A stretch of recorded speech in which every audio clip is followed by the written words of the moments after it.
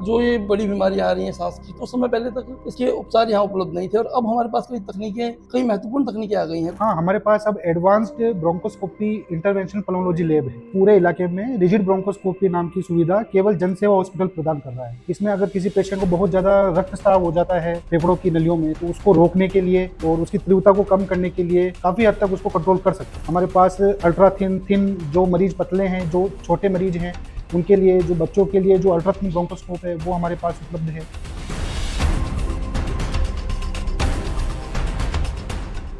आज हमारे साथ हैं पल्मोनरी विभागाध्यक्ष DM pulmonary doctor Piyush Parik. Doctor Parik का एक लंबा अनुभव है श्वसन रोग के क्षेत्र में। आपने कई बड़े मामले सॉल्व किए हैं।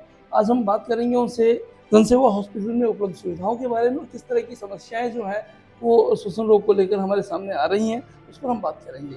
डॉक्टर पारिक, स्वागत है आपका। सबसे पहले हम बात करेंगे कि श्वसन रोग के किस तरह के मामले हमारे सामने इन दिनों आ रहे हैं। इन दिनों हमारे पास अस्थमा, दमा, निमोनिया, प्लूरल इफ्यूजन, जो कि आम भाषा में बात करें तो फेफड़ों के चारों ओर एक झिल्ली होती है, उसमें पानी भर जाता है, उसको बोलते हैं प्लूरल इफ्यूजन।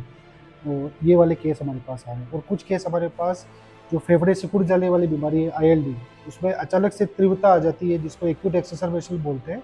ऐसे मरीज हमारे पास आ रहे हैं। जी, जी। तो इस तरह इसके लिए मतलब क्या रीज़न्स क्या रहते हैं जिसकी वज़ह से इस तरह की समस्याएँ आती हैं हमारे सामने? इनमें से प्रत्येक बीमारी के अपने-अपने कारण हैं और इन इन बीमारी के अचानक से बढ़ने के भी अपने कारण हैं। उसमें pollution, viral infection, bacterial infection का एक अपना रोल है।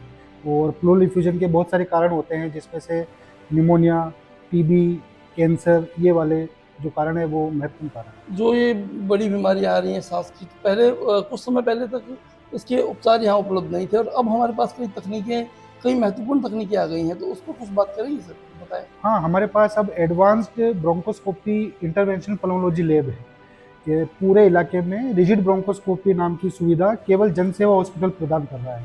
इसमें अगर किसी पेशेंट को बहुत ज़्यादा रक्तस्राव हो जाता है फेफड़ों की नलियों में, तो उसको रोकने के लिए और उसकी तीव्रता को कम करने के लिए रिजिड ब्रोंकोस्कोपी हमारे पास अवेलेबल है। इसमें जो रक्तस्राव हो गया है फेफड़ों की नलियों में, तो उसको हम रोक सकते हैं, काफ़ी हद तक उसको कंट्रोल कर सकते हैं। ये सुविधा पूरे गंगानगर, हनुमानगढ़, बीकानेर क्षेत्र में भी नहीं उपलब्ध है। डायरेक्ट जयपुर में उपलब्ध है। उसके अलावा हमारे यहाँ पे हम ये कर रहे हैं। इवन एम्स बठिंडा में भी ये भी अवेलेबल नहीं है। और उसके अलावा हम पीडियाट्रिक ब्रोंकोस्कोपी भी कर रहे हैं। हमारे पास अल्ट्रा थिन जो मरीज पतले हैं, जो छोटे मरीज हैं, उनके लिए, जो बच्चों के लिए जो अल्ट्रा थिन ब्रोंकोस्कोप है वो हमारे पास उपलब्ध है।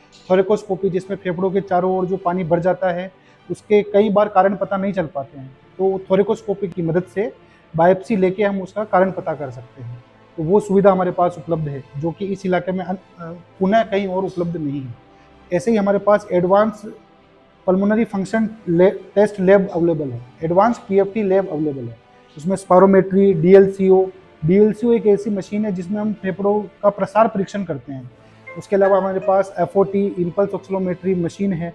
कई मरीज ऐसे होते हैं जो कि स्पायरोमेट्री एक जांच है जिसमें तेजी से फूंक मारना पड़ता है, वो कई मरीज ये जांच नहीं कर पाते हैं। लेकिन FOT एक ऐसी मशीन है जिसमें सामान्य सांस लेना और छोड़ना होता है, इसमें अपने फेफड़ों की स्थिति पता चल जाती है।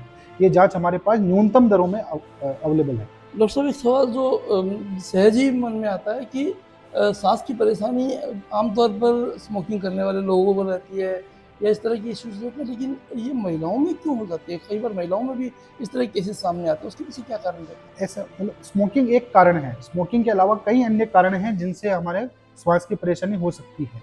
जैसे कि अस्थमा है। अस्थमा स्मोकिंग की वजह से बढ़ सकता है, लेकिन अस्थमा स्मोकिंग की वजह से हो ऐसा ज़रूरी नहीं है। अस्थमा के लिए कई जेनेटिक कारण हैं, जैसे मम्मी-पापा या नाना-नानी, दादा-दादी में से किसी को अस्थमा है, तो कई जेनेटिक कारणों की वजह से भी अस्थमा हो सकता है। कई एलर्जेंस होते हैं, उन एलर्जेंस की वजह से श्वास की नलियों में तीव्रता बढ़ जाती है और उस वजह से अस्थमा बढ़ जाता है। और निमोनिया है, जिसमें स्मोकिंग नहीं हो तो भी निमोनिया हो सकता है पेशेंट को। लंग एब्सिस है, प्लूरल इफ्यूजन है, ये सारे कारण जो महिलाओं में होते हैं।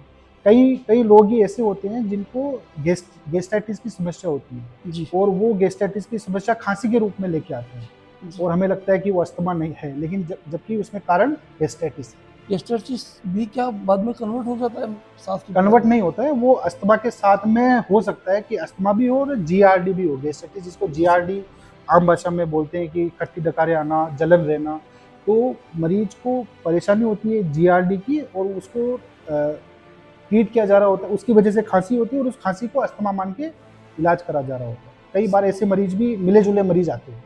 और सर जनसेवा हॉस्पिटल में किस तरह की सरकारी सुविधाएं उपलब्ध है, जिनको हम योजनाओं का लाभ कहें, वो किस तरह का लाभ मरीजों को मिल पा जैसे रहा है? मैंने आपको बताया है कि मरीजों को ब्रोंकोस्कोपी की जो जांच है वो हम पूर्णतया निःशुल्क हम करते हैं अ, भामाशाह योजना के तहत जन सेवा हॉस्पिटल में। मरीज का उसमें 1 रुपया तक नहीं लगता है।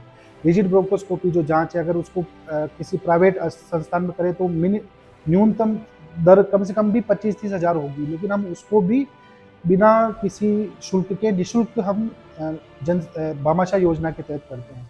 थोरिकोस्कोपी भी हम, हालाँकि वो भामाशाह योजना के अंतर्गत नहीं है, तो भी हम मरीजों के भले के लिए उसको भामाशाह योजना में फ्री करते हैं।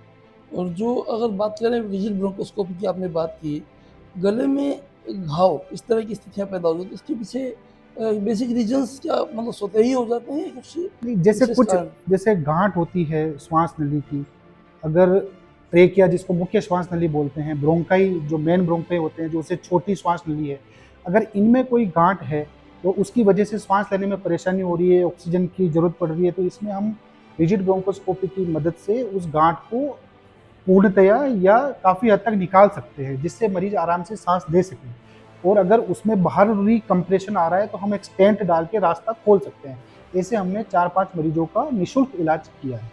जी सर, डॉक्टर साहब आपकी दी हुई जानकारी हमारे लिए बेहद उपयोगी साबित होगी और हमारे दर्शक निश्चित रूप से इसका लाभ उठाएँगे। आप हमारे स्टूडियो में पधारे, इसके लिए आपका बहुत-बहुत धन्यवाद। धन्यवाद।